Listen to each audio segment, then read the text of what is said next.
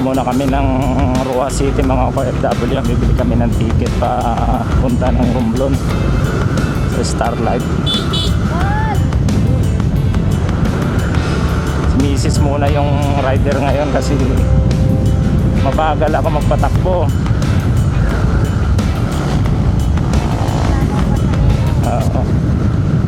Hindi gaya niya, ang bilis.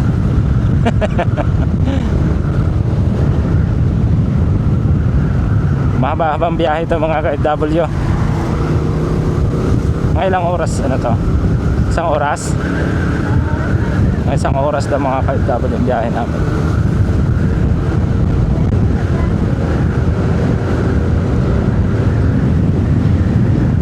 Mabilis naman siya magpatakbo eh.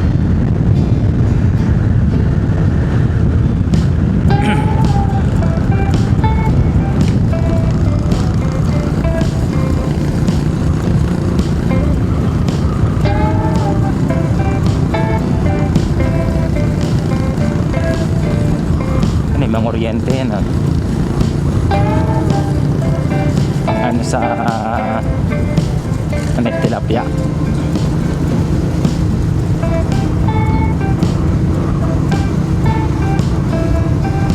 Ang init ngayon dito ngayon sa Pilipinas mga OFW.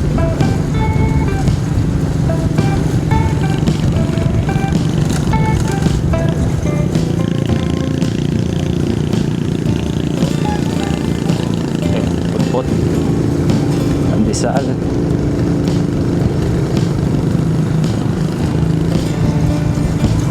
Ang lugar nila dito.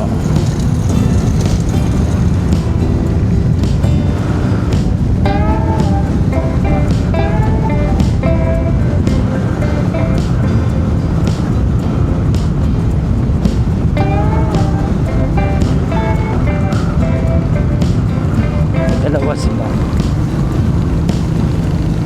ang huli ng antat.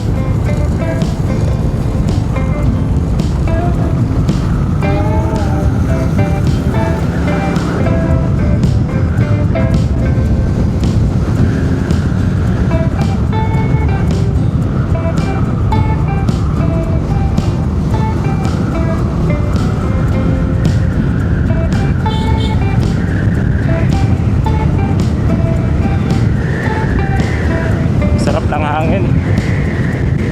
Sarap tayo.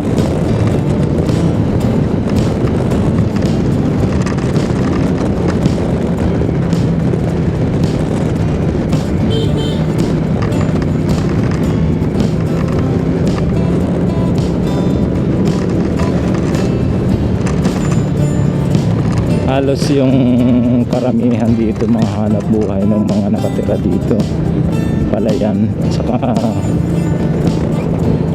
maisan, tubo.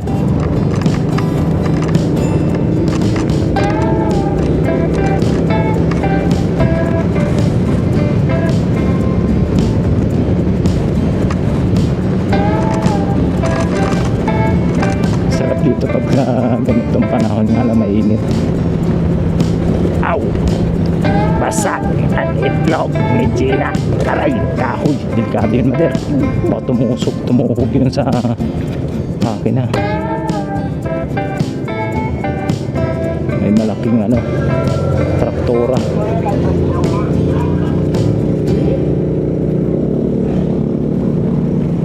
Dapat tinanong mo yung jacket mo. Ha? Isara mo yung jacket mo.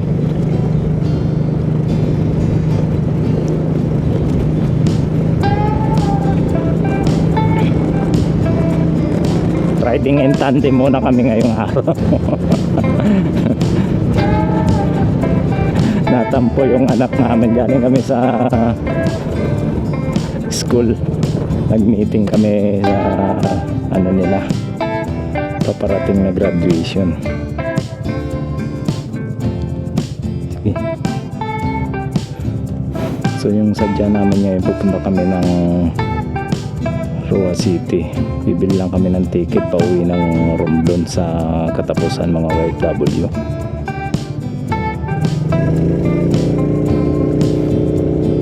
Tapos ang pala ng ticket sa pagtaas ng krudo, taas din ang mga pamasahe. Sabi ko kay Mrs. isang beses lang naman ito pagka umuwi tayo dito sa Pilipinas. After taon na naman bago tayo kasi makakauwi dito.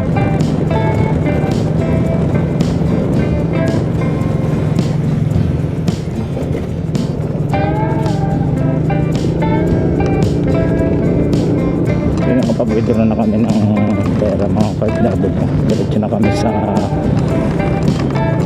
Roa City. Tirik na yung araw ngayon dito. Hindi naman gaanong kainitan. Lamig yung hangin. Dito na pala kami sa may bayan ng Panitan, Capiz. Pagdawin na kami papuntang Rojas. Medyo may kalayuan pa ng konti.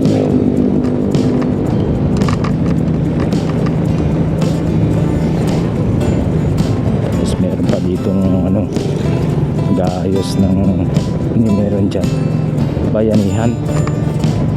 Ang dami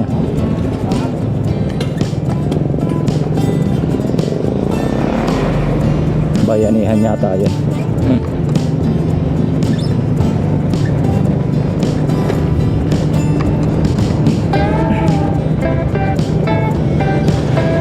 Last nung pumunta ako dito ng 2019, marami din ginagawang kalsada dito. Hanggang ngayon meron pa rin, hindi pa natatapos-tapos. Kaganda dito kasi maganda yung ng kalsada, gilid ng mga palayan. Ayan, kita nyo naman kaganda ng kalsada, binungkal.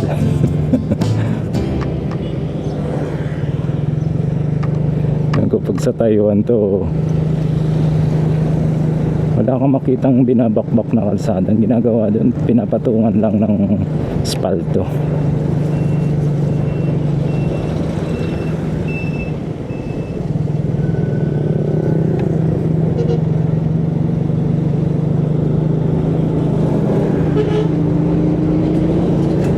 Alikabok.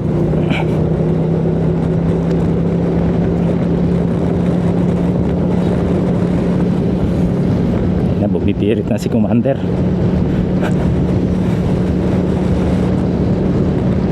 Chenta.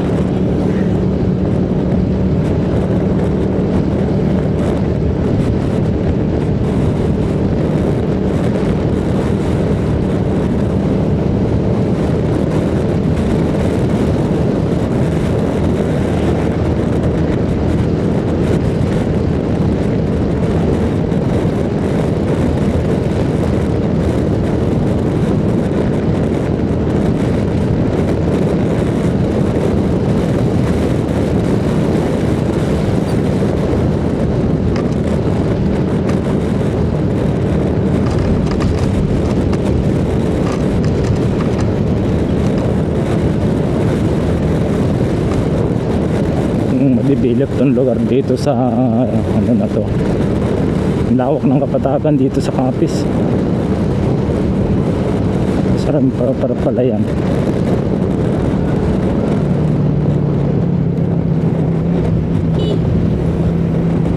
Tandaan na si ate.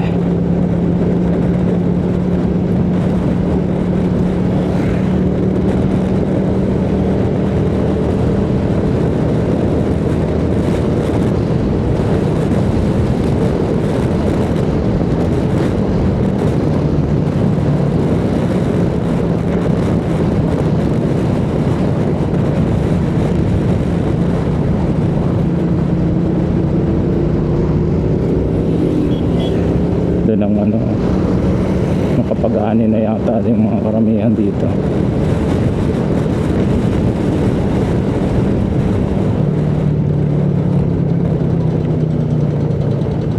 Slow down, may not work.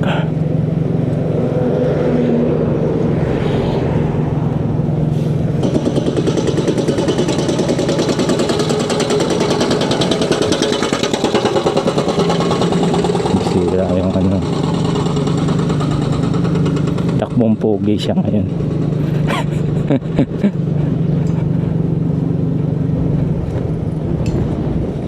Ayun, ang daming ginagawang kalsada ngayon dito. Parang okay pa naman eh.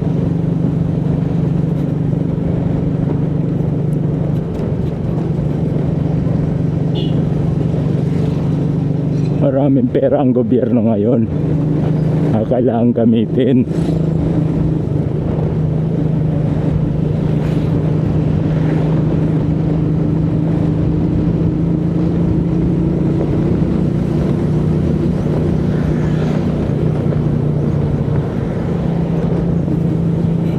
Tulak si Ma'am. Naubusan. Nasa Iran. Nasa Iran na yata si brother. Nasa Iran ng gas sa sobrang mahal.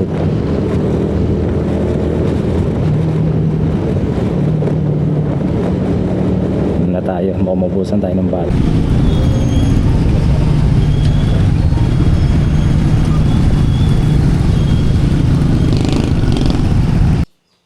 Magandang hapon mga ka-OFW. Kakarating lang pala namin ni Mrs. sa dito sa bahay. So, magluluto muna ako ng ito nabili kong isda kahapon dun sa palengke. Gagawin kong iskabitsi kasi gusto nun mo lang kumain ng iskabitsi. Sakto na to hanggang bukas ulam. Nakaraan puro kami baboy. Ito yung kagandahan talaga dito sa Pinas pagka dating sa isda. Ang daming klaseng pwedeng mabiling isda kumpara sa Taiwan. Ilang variety lang ng isda yung makikita mo sa palengke. So linisan ko na lang to dahil nilinisan ko naman to nakaraan, tinanggalan ko na ng laman loob. Pinalambot ko na lang kasi galing to sa galing sa freezer. Ang sarap niya no mga ka-OFW. Dalagang bukid. Sayang ng tubig.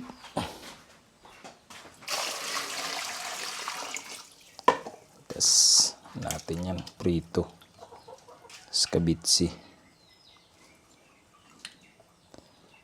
paksiw sana kaso parang ayaw nilang paksiw.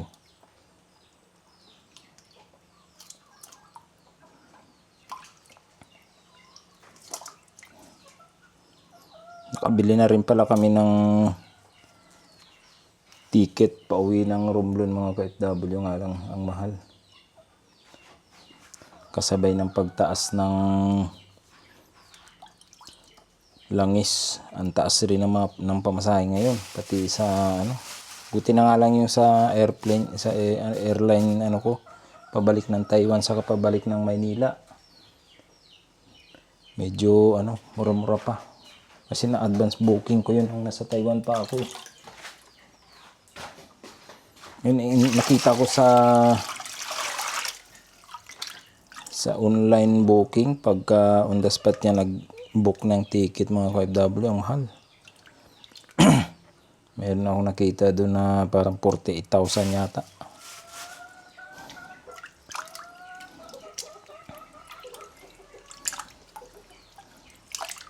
Buti na nga lang meron kaming service dito sa bahay mga ka-OFW, meron kaming motor dito. Nabili ko pa nung panahon ng pinabili ko kay Mrs. Panahon ng COVID. Medyo malikalayuan din kasi sa bayan yung lugar nila dito.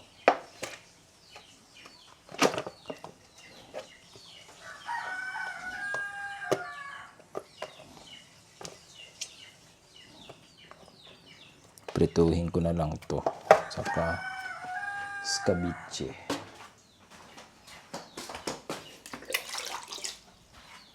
Nakapag-attend na rin kami ng meeting dun sa school ng aking anak. Gawa ng sa 30 graduation nila. Hindi pa naman graduation kasi ano pa siya, grade 5, grade 6 ma-enrollment ngayong sunod na pasukan.